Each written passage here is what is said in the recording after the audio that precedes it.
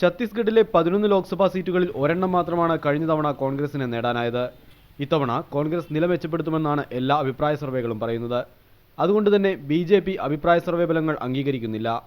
ഇത്തവണ ഛത്തീസ്ഗഡിലെ എല്ലാ സീറ്റുകളും നേടാൻ കഴിയുമെന്നാണ് ബി.ജെ.പി. നേതാക്കൾ അവകാശപ്പെടുന്നത്. അഭിപ്രായ സർവേകൾ വെറും അഭിപ്രായങ്ങൾ മാത്രമാണെന്നാണ് അവരുടെ നിലപാട്. ഇങ്ങനെയൊക്കെയാണെങ്കിലും ബി.ജെ.പിയെ എതിർക്കുന്ന കോൺഗ്രസും ഈ അഭിപ്രായ സർവേകളുടെ കാര്യത്തിൽ ഒരേ നിലപാടിലാണ്. കാരണം മറ്റൊന്നുമല്ല, കോൺഗ്രസ് നില മെച്ചപ്പെടുത്തുമെന്ന് പറഞ്ഞിട്ടുണ്ടെങ്കിലും 3 സീറ്റിനപ്പുറം കോൺഗ്രസിന് ആരും പ്രവചിച്ചിട്ടില്ല. നില മെച്ചപ്പെടുത്തിയാലും ശരാശരി നിലവാരത്തിലുള്ള പ്രകടനം പോലും കോൺഗ്രസിനെ പ്രവചിക്കാൻ തയ്യാറാവാത്ത സർവേകളെ അവരും അംഗീകരിക്കുന്നില്ല. In 2004, we have seen the fate of the opinion polls.